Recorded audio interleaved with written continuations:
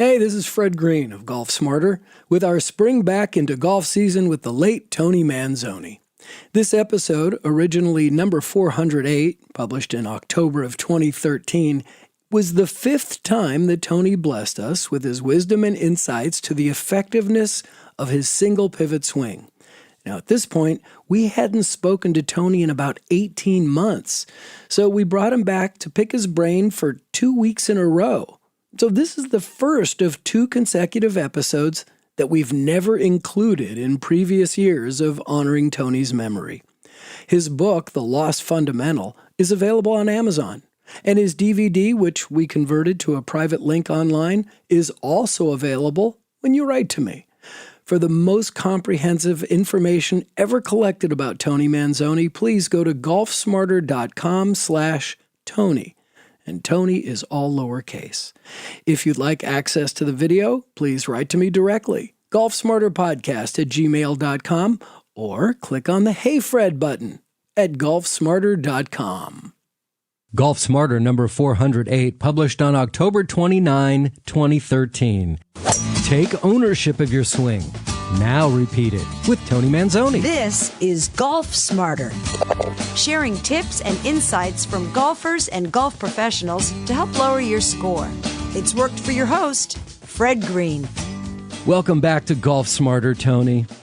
Thank you, Fred. It's great to be back. It is been way too long, and since it feels to me like recent history, but it's really not anymore. But we just surpassed 400 episodes on Golf Smarter, and I've been looking for those instructors who've been on the show numerous times over the last 8 years and said, who can I bring back to help celebrate 400 episodes? You know, having the 400th episode was kind of like a hole-in-one. Or maybe even like when the Red Sox won the World Series the first time. It's like you're just anticipating it so much, and then it happens, you can go, that's it? Yeah, that's it. You want a duck to drop down or something. And guess the secret, what? The duck, right, exactly. But it's amazing to me the response that we've always had when you come on the show, because people just love the Lost Fundamental. Well, I'm glad to hear that, and I get kind of the same results. The great thing that happens is when I give a golf lesson to someone, and then I get a note maybe a month or 2 later saying, I'm playing so much better, blah, blah, blah, or someone buys my book and calls me or sends me a note saying how much they enjoyed it. That's every professional's dream, that you made some sense and you helped them. And that's what we're all trying to do, is we're trying to take somebody and improve their game. I think the majority of guys like me are really in it for the passion of watching someone grow in the game and get a little better, and maybe even want to play the game more than the money that we make. Well, it's kind of, yeah. I mean, but it's kind of like where we come from in the podcast world. It's all about engagement. Right, engaging with your people, whether your customers, your clients, your patients, your listeners, whatever it is. It's engaging with them and getting that feedback. It's incredible, but you've earned it. Well, I like to think so. I put a lot of years studying the game, and I've made a lot of drastic changes in the way I present the information, and hopefully it's getting better and more succinct. It's typical to talk too much when you're giving a golf lesson, but then you can't talk too little, so you can't have any dead spots, just like on the air when you're broadcasting.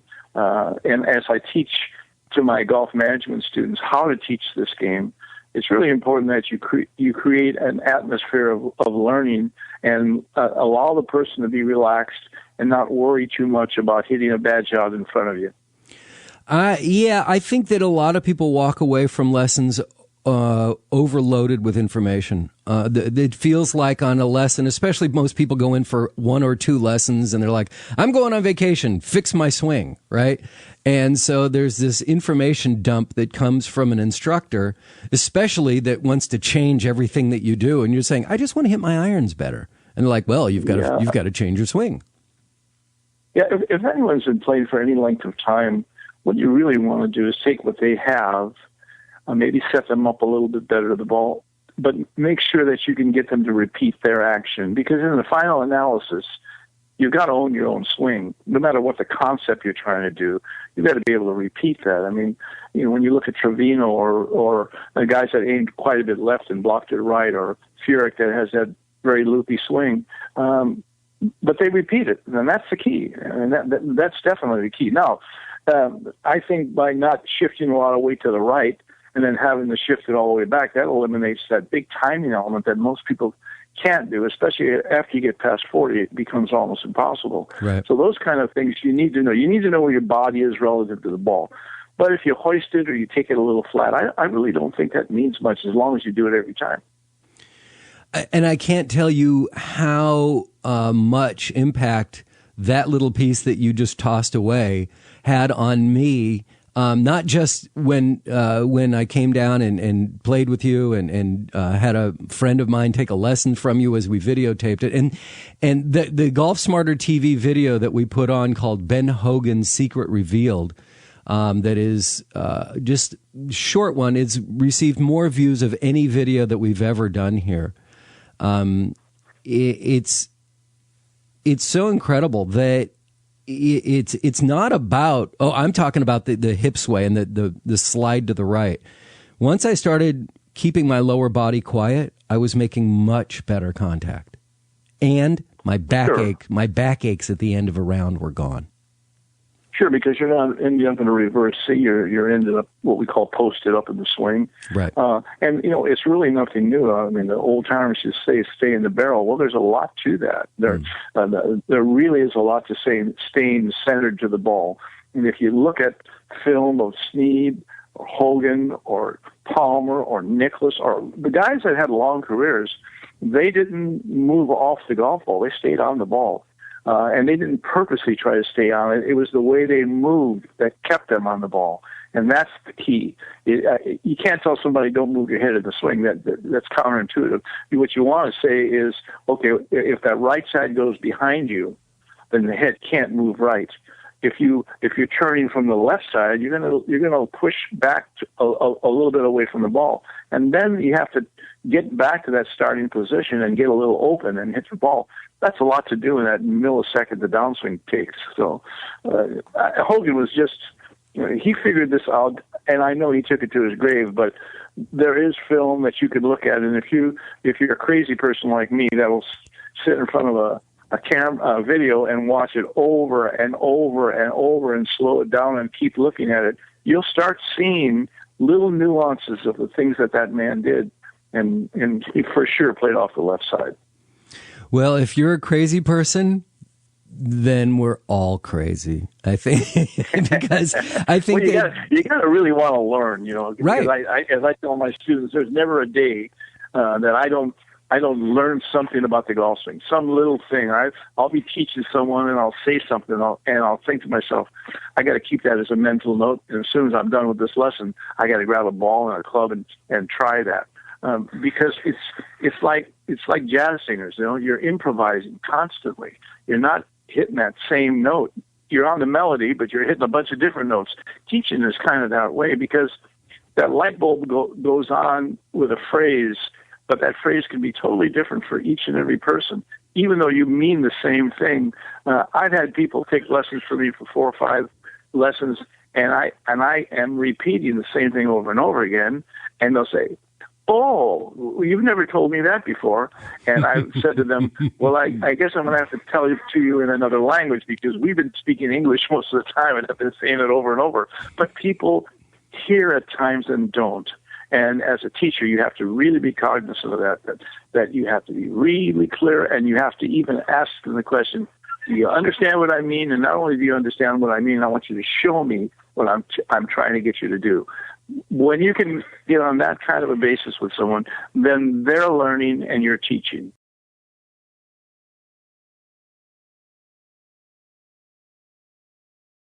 Well, I want to do a quick recap for people who are just being introduced to you to the first time, because, you know, there are always new people discovering Golf Smarter, and I greatly appreciate that. And you have been on so many times. We've been face-to-face. We've been on the phone. But give me a brief history of when you started playing golf and what your golf career was and where you are today. Well, I started as a caddy, like most people from my era. I was about 11 years old. Went through the caddy ranks, borrowed clubs from the pro that he discarded, got a mixed bag of clubs, started playing the game. I was a pretty good baseball player, so I had good eye-hand coordination. So I immediately hit the ball pretty far from my size, and that carried on through my golf life. Until now, I'm a little older, so get along the tooth. I don't hit it as far, so I work on my short game. But during that period of time, I came up with what I saw and what I heard is how to deliver the golf club to the ball. And not knowing that the majority of what I saw and what I heard were cliches that had been passed on through the years and not really based on any real true fact. It was really more theory or what someone felt they were doing. And we know that a lot of touring pros will write a book and they'll say, this is what I do. But then when you watch them in film, they're not doing that. It's just that's the sensation they have. So you have to be careful about words.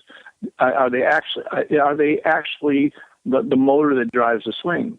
And as I continued my education, I was a very handsy arm swing player, free arm swing. I bought into that. And I played pretty good, but under pressure, I always hooked the golf ball. I always hooked it and got myself in trouble. And through the years, I was good enough to play by qualifying to play the tour. And we didn't have the regular qualifying systems that they have today. You just went on Monday and they call us rabbits, and you try to qualify. And I did on a number of occasions, and I got to play. But I always hit that wall.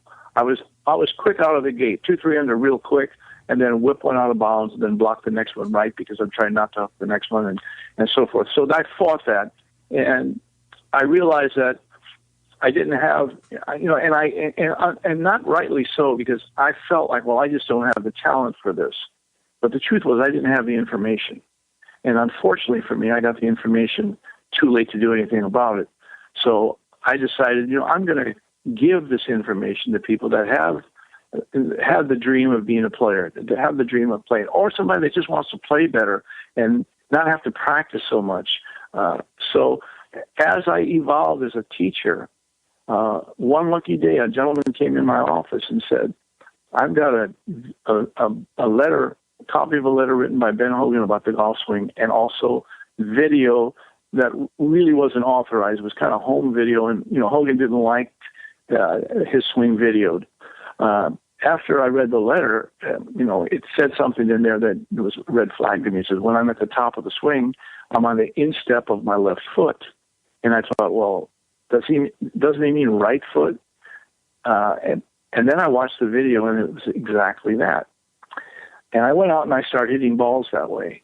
Because in my mind, I was thinking, well, am I going to reverse my weight shift? But I didn't. I got more on the ball at address, and I moved through the ball during the impact. And all of a sudden, my iron play got real crisp. I quit hitting it thin and fat, and I started using some students of mine as guinea pigs, trying to set them up more left-sided, and so that because no matter how you take the club back, you've got to be on the left side when you're hitting the golf ball. So I got them a little bit more on the left side, like say 60-40, and I did that, and this thing started evolving. And I thought, holy mackerel, I got lightning in a jar. And a bunch of my students said, you've got to write a book. You've got to get this information out.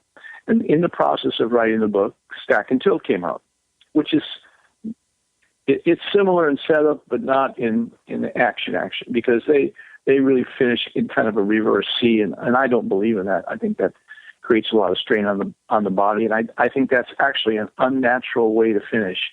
I think posted up is better. And my elderly players who never get off the right side found that they could get to the left side for the first time in many, many years. And that's the proof of the pudding for me. Amazing. And then you went on and started coaching on the college level after, how did that all come about? As I told you, I got involved with Callaway Golf. It wasn't Callaway Golf when I was involved with it. It was called Hickory Stick. And I made the cold call to Ely Callaway to get him involved with Hickory Stick Golf Club Company. And the first call, he came down, looked at it, and walked away and said, "I wish you good luck." And then about 2 weeks later, because we couldn't make payroll, I called him again. And he said, "It's funny that you called. I've been thinking about being involved with you." And he bought the partners out and then made myself, Richard Parenti, and Ely Callaway. We were all 33 and a third partners in a new company called Callaway Hickory Stick. And then it became Callaway Golf.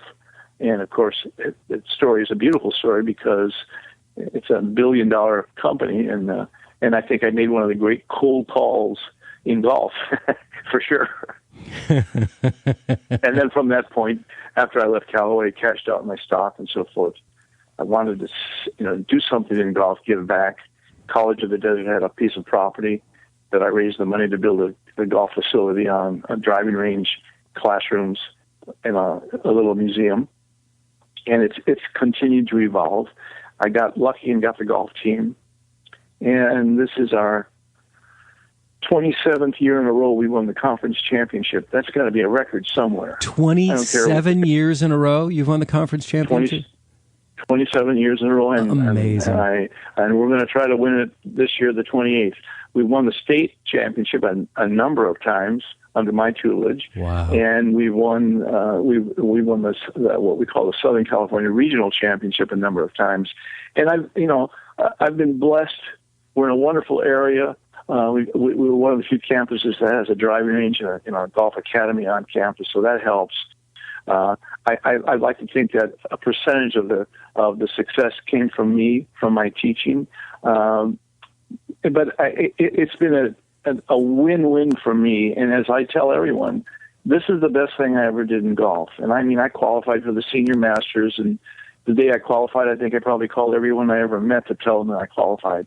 And I've had some moments in golf, but nothing has fulfilled me like working with young people and teaching them golf and teaching them how they're supposed to act when they win and lose, teaching them, character and some of the things that I've seen from the greats, how they acted. Arnold Palmer is a perfect example of a guy that conducts himself so well. Everyone loves Arnie. You can't help but love him. He's just a great man. And I try to pass those things on to them, especially in today's world where you got kids with their pants down, you see their underwear and all that stuff like that. And I try to explain to them why that's deterrent. I understand. When I was a kid, my folks hated the music I listened to, and I think that's with every generation. But I try to tell them, how you have to prioritize and how you have to have a goal now, and you have to start working towards that goal. And these other things like music and style, those are okay, but that can't be your unless you're a hip-hop artist or you're a music artist or something. You can't go around looking like that because everyone's judged at first glance. So I found my niche. I really like mentoring, and I love coaching, and I love to watch some of these kids hit that ball farther than I ever dreamed. Wow. All right, and you've revealed a couple things here, but I hope you don't mind me asking, how old are you?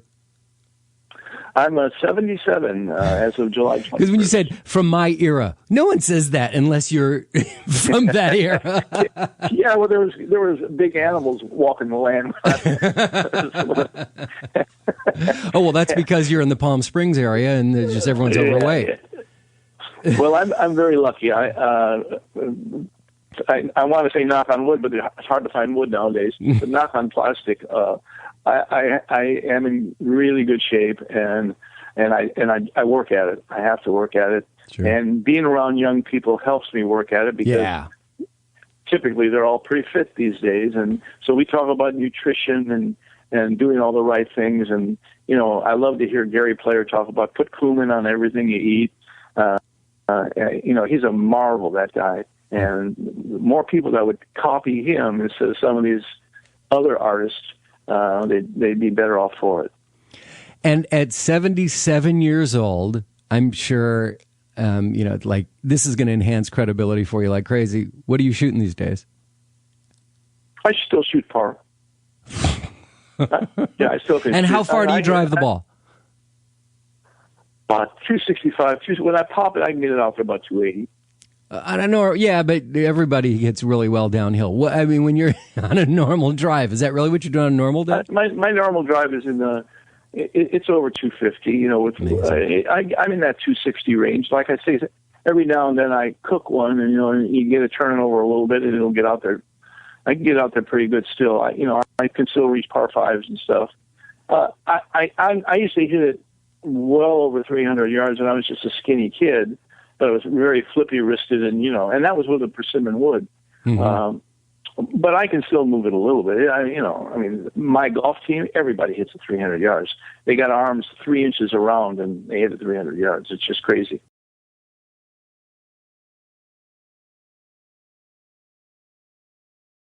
So what kind of new things have you discovered with your recent crop of young studs over at College of the Desert?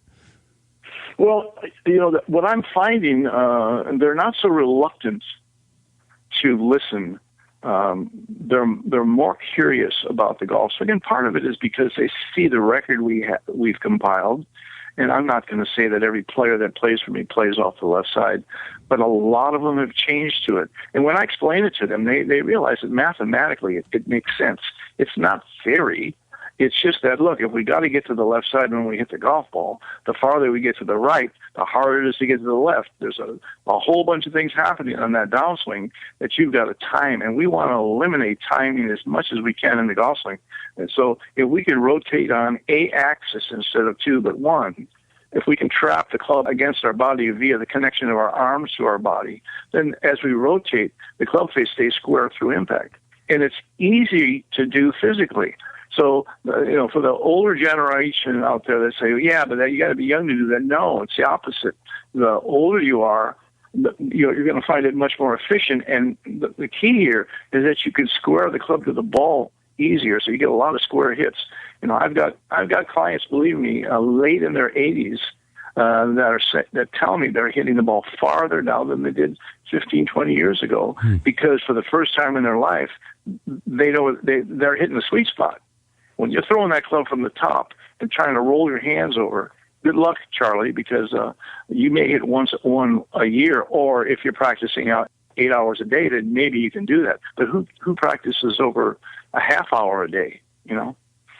So it's a godsend. I was very lucky that someone walked in my office and gave me a letter in a video, because it changed the way I teach, and consequently, it's helped everyone I work with. Whether I've got a girl that I worked with 2 years, Player of the Year last year.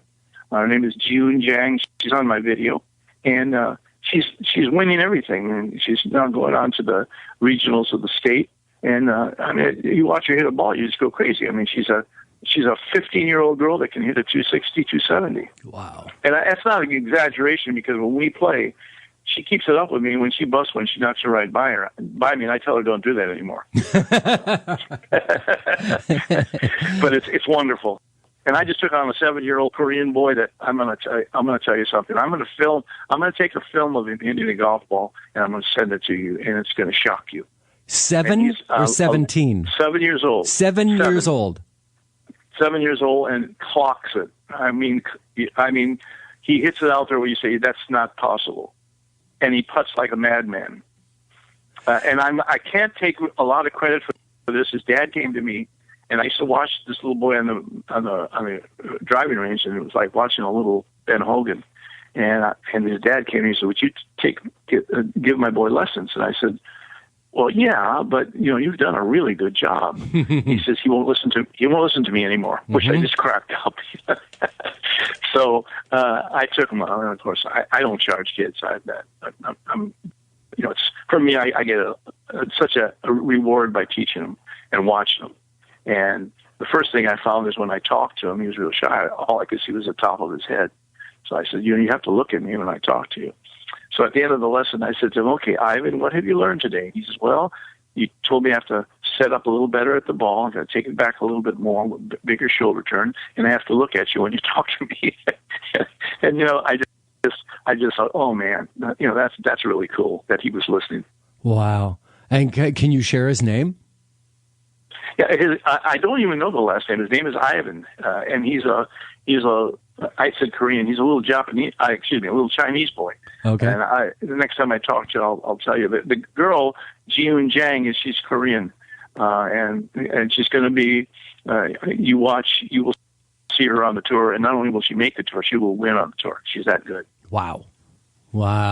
Yeah, well, please send me video. I want to see this, and we'll definitely put it up on the website and let people see it if we have permission. You've got to see this book. I got to just give you a quick little story. After a lesson this last Tuesday, I brought him over back we were on the turf way back, and I brought him back to the front of the range where a lot of my golf team were. I said, okay, guys, I'm going to show you how you're supposed to hit a tee ball. He teed that ball up, and he hit it. I don't know how far he hit it, but it was crazy far for a kid that. And he's a small 7, but he's got this lag right at the bottom that God gave him, okay? And he busted it. And I said, I just want to show you that wasn't luck. I teed another one up. He hit it a little farther. I mean, he just can't wait to show off. So it's a beautiful thing. Yeah, he's 7. Of course, 7 years old. He wants to show people what he can do. Well, it's so interesting because I've had many conversations with people and have asked this question of many instructors. And, about getting young people started, because people go, hi, how much should my 10-year-old practice? Or how do I get my kid interested in golf? And I always talk about just start at the putting green, the practice putting green. It's free. It's easy to figure out. It's a way to compete with the kid that lets them do it, because hitting a golf ball is so difficult for anybody. It's so easy to get discouraged by hitting a golf ball. But if you can fall in love with putting as a little kid and it just becomes a second nature to you, then everything else opens up for you. That's right. And then when you search for an instructor, find someone that really, really enjoys teaching young people. That they have a passion for it, because they'll be patient and they won't overload them, and it won't be don't do that and don't do this. It'll be taught positively. Most PGA professionals have some idea about this, but there's a lot of people that are not PGA professionals that are wonderful teachers. You've got to be real careful with that first one. The reason I say this with June, her parents came to me and said, "Would you teach our daughter?" And by the way, she hates golf. And I said, why does she hate golf? She said, well, she had a lesson and she just couldn't do it. She couldn't hold a club. She just couldn't do it. So I sat her down and I said, I understand you really don't like golf. She said, no, it's too hard. I said, well, how about if I give you a lesson and then you make a determination if you want to continue? And she said, okay. And we hit it off, and I knew what to do with her because I've done this enough to know what to do. And now if you ask her the question, what do you think about golf? She says, I love golf. And so it's that initial moment when someone is helping them that they understand that this is such a great game and you can really do this. And you have to instill those feelings, and it can't be penal. Especially in the store, it should never be penal. Number one, but you just can't. You can't make them worry about performance initially. It's like a dance. I'm teaching you a dance, and we all look a little funny when we dance. And I always will do a little dance, and they laugh, and we break the ice. So I really caution people. First of all, this is one of the greatest games a young person could learn for business, for pleasure. For a social, you meet quality people.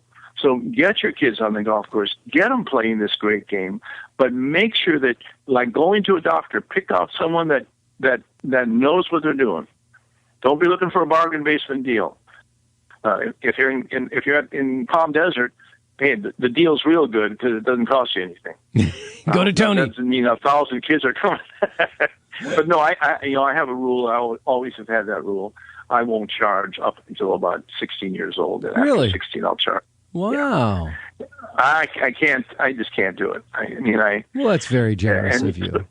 Well, it's my time. I can do what I want with it. Really, that's how I feel about it. And I promise you, I get as much out of it as they do. As I tell my students, when you're generous, you get a lot more than the person you're giving to. And that's I can tell you that should be written in stone. And I really believe that. And when Ivan shows up, or June, or whoever I'm teaching, man, I can't wait. I'm chomping at the bit, and that's how you should be. I'm not special. That's the way you're supposed to be. Well, if anybody ever is considering taking a lesson from Tony, or wanted to take him up on this offer about you're under 16 years old, do me the favor. If you're going to book time for your child, book an hour for yourself too. I mean, give the guy something. I mean, throw him a bone. You can both go out and get a lesson. He's not going to charge you for your kid, but let him, anyway.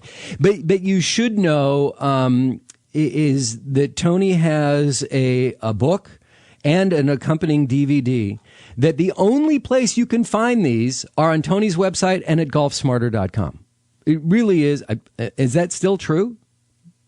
Yes, that's correct. So the book is called The Lost Fundamental, One Simple Move, Better Golf Forever. And then there's a complimentary DVD called The Lost Fundamental. You can buy as a combo, or you can buy individually, whatever you'd like. But please go to golfsmarter.com or go to the Golf Smarter app. You can purchase it right off of the app, the free app that we now have for both Apple and Android.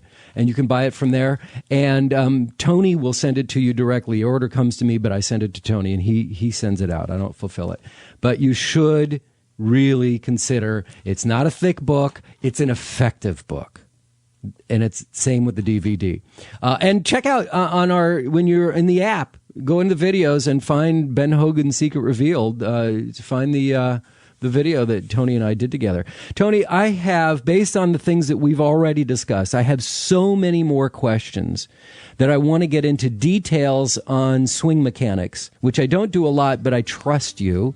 There's some questions that I have and some things that you said, like when you talked about when you were under pressure, you hooked the ball. That, to me, is absolutely fascinating. So can we spend some more time doing a members-only episode? Absolutely. Awesome. All right. Tony, we're going to do this again for at least another 30 minutes, starting in just a moment. All right. Thank you very much. I really enjoyed talking to you, and I'm so glad you're back on the show. Same here, Fred.